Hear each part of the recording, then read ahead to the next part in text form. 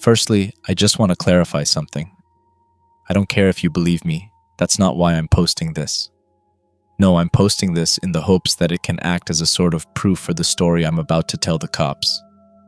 By the end of the day I'm writing this, I'm sure I'll be charged with murder. But that's skipping ahead a bit. The first deer stuck its nose in my pond about 1 month ago now. It's not a huge pond, but big enough to go for a bit of swimming. I think it's about 6 feet deep in the center, but I've never measured it. Just like it has every year, it froze over this winter and thawed back out in the spring. Unlike every other year though, the first day the ice was gone, the deer filled in. I'm no stranger to seeing deer in my backyard. In fact, I love looking out my window with my coffee in the morning and just watching them peacefully. I used to do the same thing when I was a kid, living in this old house with my dad. Something about the way these deer acted, however, was wrong. It was unnatural. They'd linger in front of the pond, just standing at the edge. They watched their own reflections in the glassy surface, lowering their heads closer until they dipped their noses into it. But they never drank it. They'd keep their noses under until I'd see a little burst of bubbles. Then they'd skitter off. I figured it was odd, but not anything to be concerned about. And it wasn't every morning either. It was less than a couple of weeks until I woke up to the sound of a deer groaning along to the splashing of water. My clock said it was around 2 in the morning, and I heard it through the closed window beside my bed. I groggily rolled over and tried to ignore it, but the noise continued. Grunts and bleating sounds broken by the splashing of water, as what I was already sure was a deer found itself too deep in the pond. I dragged myself out of bed with a groan and peered outside. It was too dark to see any details, but through the shimmer of the moonlight, I could see some amount of movement in the dead center of the pond. I saw the water splashing, and the shape made one last cry before sinking with a gurgle. I felt bad, of course, but there was no way in hell I was going outside at 2 in the morning to try and save it. I didn't even know how I would drag it out. I'd just call someone about it in the morning. So thinking nothing more about it, I went back to bed. After my first cup of coffee and signing into my computer so my boss thought I was working, I gave animal control a call. "And how deep is the pond, sir?" the animal control worker asked, partially interrupting me as I explained what happened. About 6 feet. "Okay, not a problem. We'll send a truck over, but unless it's an emergency, we won't be able to get the deer out until it starts to float." "Oh, that's all right, I guess. No emergency. Why send a truck over then?" "Just to grab a sample of the water, with your permission. Shouldn't take more than 10 minutes of your time. He can give you more accurate information on when and how he can return to take care of the deer." "All right, sounds good, thank you." "Of course. He'll be over in between 1 and 2 hours from now. Have a good day, sir." They hung up before I could respond. I did whatever work I could, periodically peering out my windows to see if any deer were by the pond. None came today, and if I were a more superstitious man, I might have taken it as a sign, but I just drank more coffee with a splash of cheap bourbon as my creamer, and did whatever busy work my boss had assigned me. About 3 hours after I made the call, the big animal control truck pulled up beside my house. It was too loud, like it had a broken muffler, and rattled the glasses on my shelf. I opened my front door to greet him, and the man stepping out of the truck had a small look of surprise on his face. "Oh, afternoon, sir. Sorry I'm a bit late. Hope I didn't keep you waiting," he said, with a far too chipper attitude. I plastered a smile on my face and greeted him back. "Good afternoon. It's all good. I work from home, so I was just taking care of stuff on my computer. Here, the side yards are a bit iced over still. You can come through the house." "Thanks, just let me grab my test kit." He walked over to the back of the truck and opened a compartment that held a few odds and ends I had a hard time distinguishing. He popped out what looked like a little plastic bucket, not dissimilar to a tackle box. "How'd you know I was here?" "I think the whole county knows you're here," I responded, nodding my chin up towards his truck. Sorry about that. Been so long that I don't even register the noise anymore. So let's see this pond of yours." I led him through the house and out into my backyard. He saw the pond and all the weeds poking up around it and gave a low whistle. Bet it's beautiful in the spring, yeah? He said, bending over the water and peering into it. Yep, I responded. I've never been good at small talk, and I hoped I didn't sound rude. He crouched down on one knee, still looking into the muddy water's surface. I saw his face in the reflection, looking back up at him, and if he thought I was rude, he didn't show it. He sat there for a moment, then another, just looking into the water. After an awkward amount of time, where I tried to think of something to say, I realized I should ask about the odd behavior the deer had been showing, but before I could, he startled me with a sudden question. You like seafood? He asked. He pulled a cup out that looked like a cup you would piss in at rehab. I stood still, a little stupefied at his question, losing my train of thought. Yeah, it's all right. Why do you ask? I responded. He slipped on a pair of gloves and dipped the cup into the water, filling it before putting on a lid and placing it back in the bucket. Next, he pulled out a roll of thin white paper. Just chatting, I suppose. I grew up on the East Coast, in a small town called Calabash, located more down south. Used to love the seafood there, especially the mahi-mahi. Shrimp was my favorite, though. Used to go right up to the fishermen's boats and buy bags right from them. Freshest fish I ever had. I never lived anywhere near that, but my dad loved fish. Whenever my mom wasn't home, he'd make something with fish. I think mackerel. What made you think of seafood? I don't keep the pond stocked. I'm not sure, just an old memory popping back up maybe. Your mom doesn't like fish? He pulled the strip of paper out and segmented a piece. The man dipped it in the water and held it for a few seconds before pulling it out and giving it a little shake. She didn't know. He looked up at me with a small smile and a raised eyebrow. Like he expected me to continue, I didn't. He stood up and held the paper, now a different color, up to the roll where he could compare it with a small chart of colors. All right. Doesn't seem like anything's off with the water, so that's good.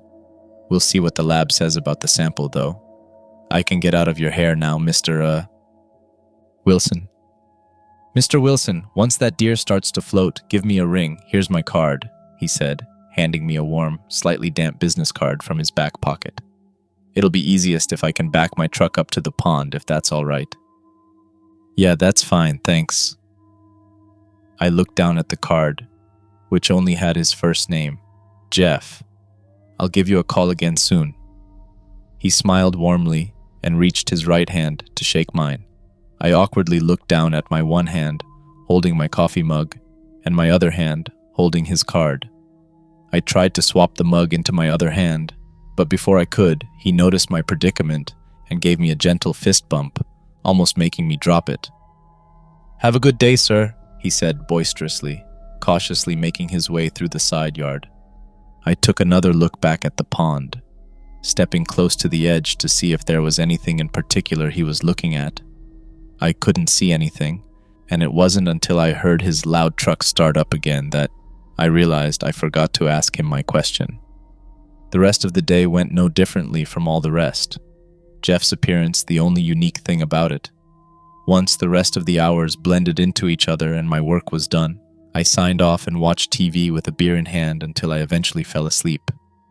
Maybe it's because it was already on my mind, or maybe because I hadn't eaten dinner, but I dreamed of food, seafood more specifically. I dreamt of the sizzle of the mackerel on the grill, the smell wafting in through the house's open windows, the crinkle of the foil as my dad wrapped it up to steam with a sprig of parsley and a slice of lemon. How brightly my dad smiled when I said its eyes scared me. How fast his smile fell when my mom came home, yelling about the house reeking of fish and olive oil. I woke up with a pain of hunger in my stomach and the cold feeling of a spilled beer in my lap. I stood up from the couch, shivering as a breeze blew past my body. The window was open. Finishing whatever dregs were left in the can as I walked, I looked out of it. Even in the dark, I could see there were no deer by the pond. I grunted and shut the window, feeling moisture on the sill as I did. There were a few small drops of water at the edge of the window, as well as on the floor of my house. I looked up at the sky outside, seeing the faintest glimpse of a cloud passing by the moon. Must have rained. I tried justifying to myself. I'll be honest, It left me a little shaken, not just the water, but the window being open at all. While the pond had thawed, it was still well below freezing after the sun went down, and not much above it while it was up. I hadn't opened a window since before last Thanksgiving. I would have assumed it was an intruder if it weren't for the lock. Trying to tell myself I must have suddenly started sleepwalking, I cracked open a new can of medicine. Trying to look for something to eat, I settled on 2 packets of, funny enough, shrimp-flavored ramen. I changed into some new pants while the water heated up and attempted to enjoy the rest of my night. The next day, around noon, I could see the back of the deer begin to float in the pond. If I didn't know any better, I might have confused it with a small, furry log. I gave Jeff a call, and he told me he and his coworker would be over in a few hours. As the course of the day went on, I peeked out the window whenever I walked by it. I saw the back of the deer slowly rise closer to the surface and begin to twist, to lie more on its side. It looked inflated, ready to burst. By the time I heard Jeff's truck driving down the road, the body of the deer was totally on its side. The head was mostly still underwater, as well as the bottom half of its legs.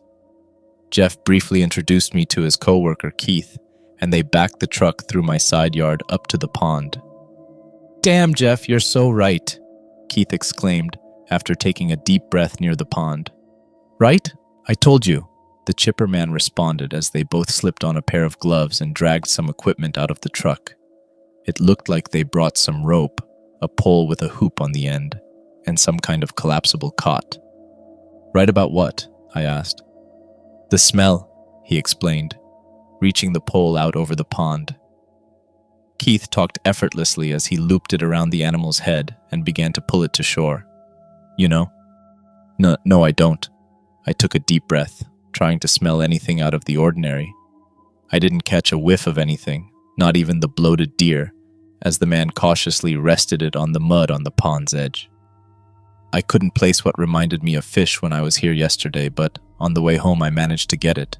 Your pond smells like the ocean, Mr. Wilson. You don't smell it?" "No, can't say I do.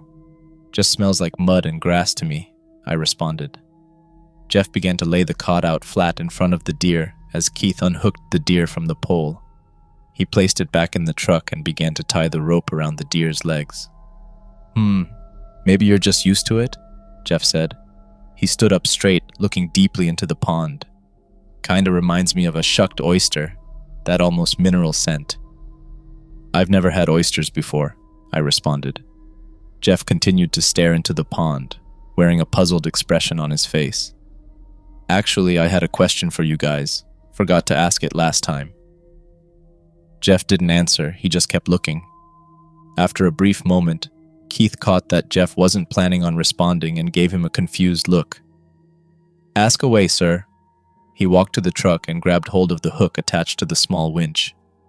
"I've actually seen a bunch of deer acting strangely by my pond lately. They walk up and just stick their noses in until they need air, but they don't drink it like they used to anymore. Could be blue tongue. In fact, I'd be willing to bet the deer doesn't look injured," the man said, walking the hook over to the deer and clipping it onto the rope. "Blue tongue? It's a disease. Most animals with hooves can get it.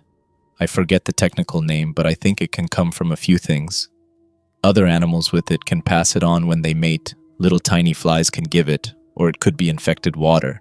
That's why Jeff here took some of your water back to a lab yesterday for testing." "And that can make them drown themselves?" "Sure," he said. He walked back to the truck and rested his hand on the winch. "I'm sure Jeff can get more specific, but I think it makes them get a bad fever, and their instinct is to go in water to cool themselves off. Sometimes they stay in the water too long, exhaust themselves. Then they drown, right?" Jeff still stood, his mouth slightly parted, and his brow was furrowed like he was focused on something. I took a step to the side so I was more within his field of view, trying not to get too close to the deer. "Are you all right, man?" Both Keith and I stood still, watching him for the few seconds it took him to respond to me. He slowly turned his head to me, but his eyes didn't seem to meet mine. I saw his lips were moving slightly up and down, and I swear I saw him lick them. Yeah," Sorry, I got lost in thought for a bit there, he said, perking up suddenly and letting out a hearty chuckle. He walked back over to the cot and held it firm, lifting the side opposite the deer like he was getting ready to scoop it up. Go ahead, Keith. Keith and I made eye contact, both of us looking puzzled and a little worried. Without a word, he started the winch, and the deer was slowly dragged onto the cot. Good, Jeff said when it was about to slide over it. Keith turned off the machine and walked over with his back facing the pond. Together they heaved up the deer and lifted it into the back of the truck. After a few minutes of strapping it down, tagging its ear and giving me a small amount of paperwork, they were ready to leave. All right, Mr. Wilson, we're all set here, thank you very much, Jeff said, this time actually managing to shake my hand. For what? Oh, letting us work? I was just trying to be polite. Ah, sorry, my bad. Of course, and thank you for getting that deer out. Will you let me know if anything turns up in the water? Of course, but it might take a little while. Just be sure to let us know if anything else happens in the meantime, okay? All right, sounds good, thanks. Have a good day. They both waved at me and wished me a good day in return, before getting in their truck and driving off. I could see the very top of the deer's belly jiggle as they drove away. It wasn't even dark outside before the deer came back to the pond. I closed all my blinds and just tried to ignore them, not wanting to think about deer, my pond, or any other body of water for a while. For another week, I did a pretty good job at it too. I didn't hear from animal control at all about the lab results, but if they didn't decide to call me about my water, that was fine with me. Keith was all right, but Jeff had sufficiently weirded me out.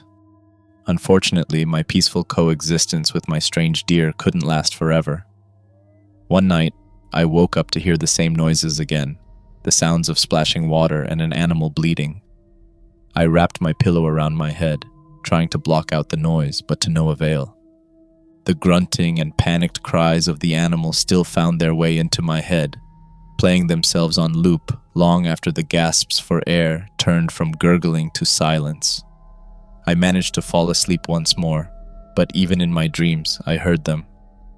After a restless night of sleep, my head broached the surface of my sheets, and I crawled out of bed. I stepped in a puddle. My bare foot slid slightly, and I caught myself on the windowsill next to me. It was closed, but also had a thin layer of water coating it, slightly more than last time. Jolting wide awake, I looked up at the lock on the window to see that it was still firmly in place. I drew my gaze to my ceiling to see that it was bone dry, no dripping leak to be found. At this point, I had to force myself to calm down. I threw on some clothes and grabbed a drink before coming back to my room and looking around a little more closely. I checked under the bed, I checked my other window, and I even checked by the bathroom toilet. It was all dry. The water was only by this window, and on the floor on the side of the bed that I sleep on. I ran my finger through the water, bringing it up to my nose to smell it. It didn't really smell like anything, and before I even considered what I was doing, I brought it up to my mouth to taste it. My finger stopped right before my lips as I realized what I was doing and just how stupid it was. I wiped my finger on my clothes and decided I would call a plumber or something. There just has to be a leak somewhere, there has to be. While I was distracted by the water, I almost forgot about the deer's body at the bottom of my pond. I considered letting it stay there, if only so I didn't have to call animal control. Unfortunately, I decided that too was stupid. I gave them another call after cleaning my floor, this time again to the main number, not Jeff. After another short talk with an operator, they told me they'd send someone over to take a sample of the water, then they could pick the body up at a later date. Wait, hang on, you guys already got a sample of the water. Over a week ago now, you really need another one? I'm sorry, sir, it doesn't appear on record that we have a sample in our lab. Are you sure the worker got one? Yeah, he filled a little cup with it and had a strip of paper that he dipped in it. He even said he'd let me know when the lab results come in. I'm very sorry about that, but it seems he must have forgotten to leave it at the lab. That or they just forgot to file it. I have it marked down that Mr. Brawley was at your address, correct? Jeff? Yes, Jeff. We apologize for your inconvenience. If it works better for you, we can just have him take the sample at the same time as when they retrieve the deer. Is that okay? I considered for a moment asking if I could have a different worker come to my house, but I decided that explaining why just wasn't worth it. He was odd, but probably not enough to report him to his company. I'd just stay inside the house when they came next, then I wouldn't be bothered. Yes, that works for me. Should I call you guys back when the deer starts to float? Yes, sir, he should have given you his card. You can just call him at that number and he'll give you a time frame for when he can arrive. Okay, thank you, I said, hanging up the phone after a curt goodbye. The day went on, just like any other, but I couldn't get that puddle out of my mind as I worked. I didn't really catch it at the time, but in my memory, I swear it smelled faintly of the beach. That didn't make sense to me, and I told myself I was just imagining it. I couldn't help but wonder, though, if that was the smell that Keith and Jeff were talking about. We'll be right over, sir, thank you, Jeff said before hanging up. I had called him the next day, as soon as I saw the back of the deer begin to float to the surface. Sure enough, only 20 minutes went by this time, before I could hear his truck down the road. Once more he backed it through my side yard, giving me a small wave as he did so. Hey guys, thanks for coming back. Were you already in the area? Yeah, it was real convenient, Keith said as he walked around the truck. We actually were just grabbing lunch a few roads over when you called. Sorry about the water, by the way. I dropped it right in the lab's parking lot, can you believe it? Jeff didn't look at me as he talked. He instead gazed at the pond. I would have just thought he was looking at the deer if it weren't for how he stared at the pond before. This time, I knew better. No need to apologize, it doesn't really affect me, I think. Listen, I have to get some work done on my computer. Do you mind if I stay inside while you guys work? Sure, not a problem, Keith responded to me. I nodded at them both and returned to the warmth of my home. I wasn't lying, I did need to get work done, and mindlessly I did so. I almost forgot about them until about an hour passed, and they hadn't left yet. Last time it took 30, maybe 40 minutes tops. I got up and peered out my window to see how the progress was going, just in time to see Jeff taking the first step into my pond. The deer was already out and bundled up on the truck, and Keith stood at the shoreline with his back to me. Jeff wore long rubber boots up to his hips and waded a few more steps into the water. I slipped on shoes and stepped outside, confused as all hell. What are you guys doing? I asked. Both men looked startled for a moment, as if they had forgotten they were on my property. Oh, just grabbing that water sample. Hope that's all right, sir, Jeff responded, craning his head over his neck to see me. Keith had turned to look at me when I talked, but turned back to the pond to gaze into it. And that sample needs to be from further in? Well, both the deer have turned up in the same spot, right? The very center? Jeff asked, taking another step. The water was just above his knees. They were, sure, but if that spot's contaminated, shouldn't it spread to the whole thing? Not necessarily, Mr. Wilson. Sometimes the contaminants can make the water a bit dense, causing it to sink low. Sort of like how some flammable gases can sink low to the ground, the fresh air sitting on top. He took another step. That doesn't make any sense, Jeff. Not even how that works, I think. Then don't think, he said. Keith nodded his head gently in agreement. I know. Another step took Jeff to waist height in the pond. Don't you have to ask my permission before you can just walk in?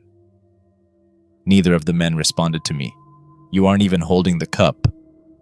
At that, Jeff stopped, slowly tilting his head down to his hands. He held his palms open, as if showing off to himself that they were empty. Ah, shit, he muttered. He took one more look at the center of the pond before turning around and walking back to us, giving me an obviously forced smile. Must have forgot it. Right. Hey, if the contaminated water sank in the center, how the hell would the deer even get to it? And besides that, I already told you guys that the deer haven't been drinking the water anyway. Jeff, after a moment of silence, stepped back onto dry land. That is a great point, Mr. Wilson. Sorry I hadn't considered that. he said, with a small laugh that I didn't believe for a second. He walked over to the truck and reached into the same compartment as before, grabbing his little plastic box. Keith still stood transfixed by the pond. I stood outside, shivering without a jacket, for the rest of the time they were there. I didn't want to let them out of my sight again. When they had their sample, they gave me some papers to sign and drove right off. No handshake, no good day, just a mumbled goodbye. I decided before they even left, there was no way I was letting them back into my yard. In between the deer showing up at my pond and the first deer that drowned was 13 days. Between the first and second deer drowning was about 8. The third deer drowned less than a week after that. I still didn't hear back from animal control about any kind of lab results. During the night of the third deer drowning, I wasn't able to fall back asleep after waking up. The splashing, the cries, and the feeling of panic all seemed to linger just outside my window. It felt close, oddly personal. I looked out the window, seeing the dark shape moving in the pond just like before. I watched for a while this time instead of lying back down. The deer struggled, but even in the waning moonlight, I could see the shape only going up and down in the middle. It never made any movements towards the edge of the pond. Even as the creature splashed and struggled, the deer remained in the very center, like something was holding it there. Sleep escaped me after I had that thought. The idea of something being inside my pond was insane. It wasn't deep enough. I never stocked it, and it was frozen solid after a brutal winter. But I couldn't get it out of my head that maybe I was wrong. I didn't go much in my own backyard after that night. Anxiety swelled in me whenever I thought about the pond and what I saw. The morning after, my eyes puffy with fatigue, I looked for a private animal removal company. There weren't many in my area, unfortunately, but I made a few calls to the 2 that were. The first one sounded great at first, saying they could retrieve it the same day instead of waiting. Then, when I asked how, the cheery receptionist told me the workers would wear wetsuits and wade inside the pond. Even if I couldn't properly explain it to the worker, there was no way I was letting anybody set foot inside my pond. I didn't hire them. The second company was a little less professional sounding. The person on the phone sounded less like he wanted business and more like he wanted to be left alone. But he told me he could come by when it floated and pull it out for me. I told him thank you, to which he grunted and hung up. Unfortunately, I didn't think to ask for a price when I was on the phone. Taking the deer's body went much the same as the first time Jeff was here. The heavy, bearded man took one lingering look at the pond before coming to his own senses. He had no coworker, instead, asking me to hold the cot in place while he dragged the carcass over it without a winch. "Shit!" the man grunted. As he dragged it over the rough ground, the hide of the deer lagged behind a few inches, then sloughed off from the body. The bloat in its torso slowly deflated, releasing a scent so thick it felt as if it coiled like a snake inside my nostrils. It was unlike the smell I would expect of a rotting deer. Instead, it was much more familiar to me. It smelled like low tide, briny foam and spoiled shellfish, sun-bleached fish bones and long-dead clams. The deer smelled like the ocean, and all the death it carried in it. I turned and retched immediately, and the man swore again. "Hold the cot steady, the smell ain't gonna kill ya." "Why the hell does it smell like that?" I asked, trying to breathe through my mouth. I just wanted this man and the deer to be gone as fast as possible. "Like what?" "The ocean, man." He glanced up at me with a puzzled expression. "Just smells like fart and iron to me, son." I bit my tongue. I could smell the ocean scent. He couldn't. Without anything more to say besides a few grunts, we got the deer up and into the back of his van. He gave me an invoice, said I could pay by cash or check in the mail, and drove away with the spoiled deer. The whole time he navigated his van around my side yard and back onto the road, I stood mouth agape at the invoice. I couldn't afford to call him back if another deer came. I could hardly afford this one.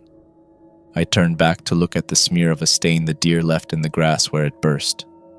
The smell of brine and decomposition still tickled my nostrils, and I tried to think about where to go from here. I had no doubt in my mind now. Something was wrong with this pond. I didn't know what, and I didn't much care to find out. I walked back into my house and logged onto my laptop, frantically searching for a new place to move out to. With a healthy amount of drinks, the fear I had was shifted into the background as I looked for open houses.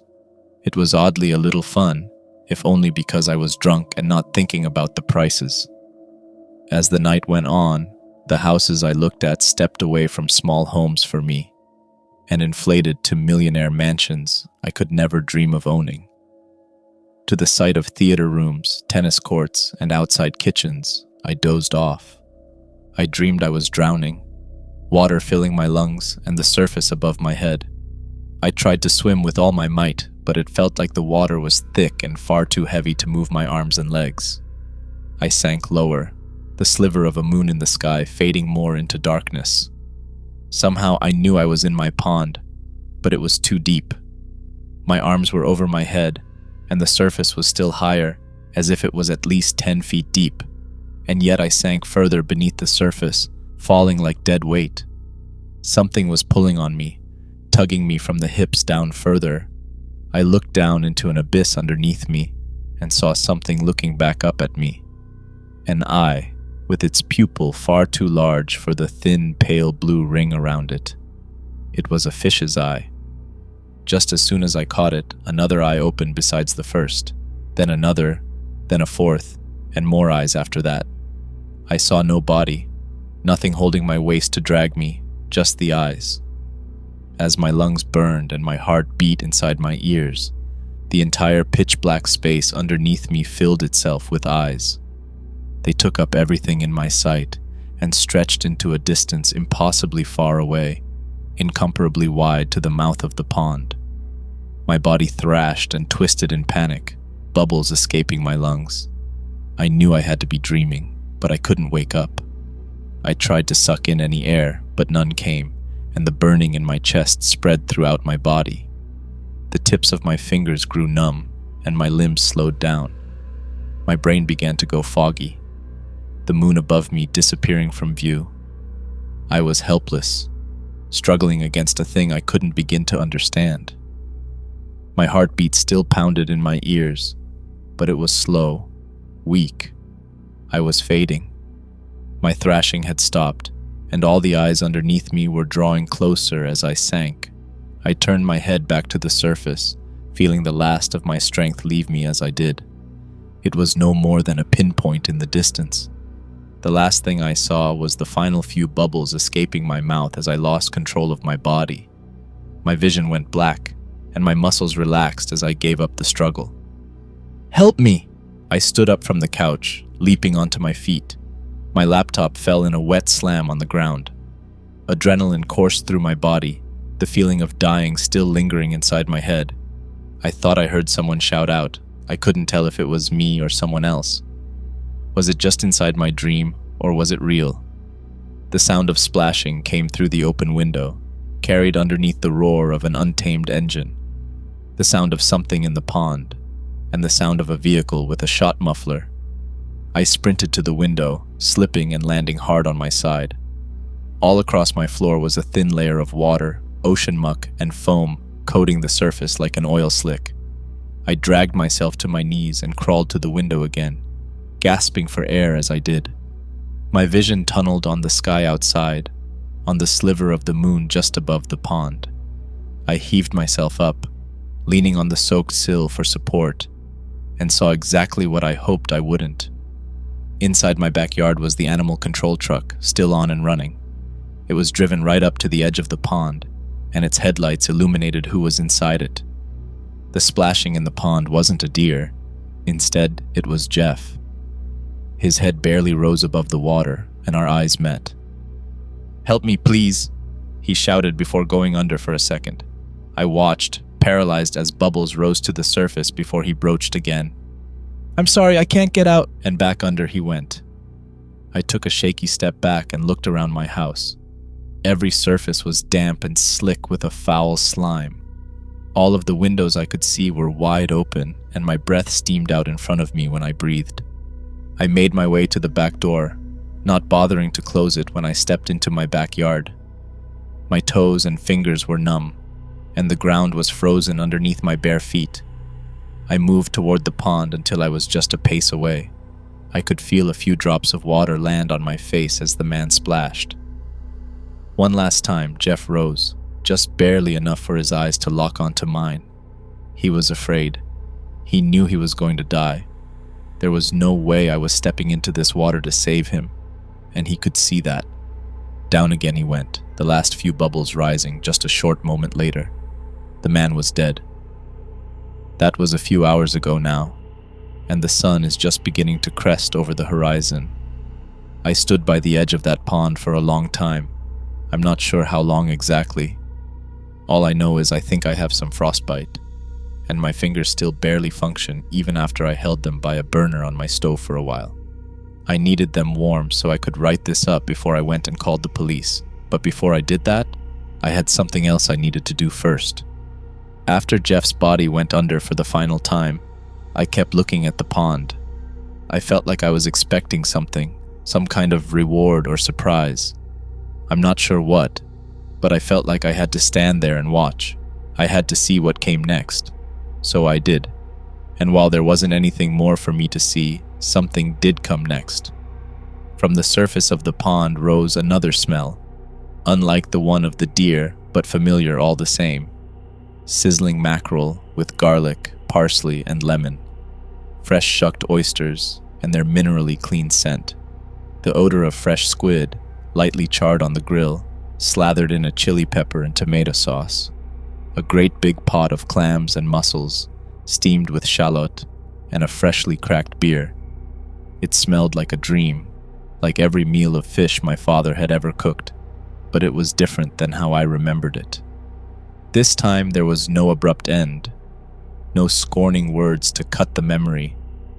I felt my stomach ache with hunger, and for the faintest moment, I wondered what I would get if I reached inside. Like there was something fantastic and enticing, held back under the surface and just waiting for me to free it. I'm not stupid, of course. Like I said, I do plan on calling the police.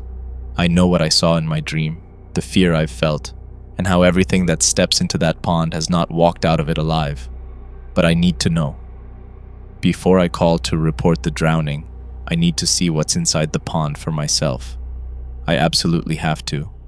I feel as if I'd die if I left here not knowing, like I would be leaving a piece of myself behind inside the water. It's a beautiful morning, and the birds are chirping. All of the drowning, my dreams, the water appearing in my house, all of it has been at night. Obviously, that means it's safe now, during the day, just like any other pond. I can feel that it's the right time somehow. So I'll go take a quick look for myself. Then when I get back, I'll update this post with what I find. Then I'll call the police, though I'm still not sure how this will all make sense to them. If you have any advice, I'm all ears. In the meantime, however, I'll be right back.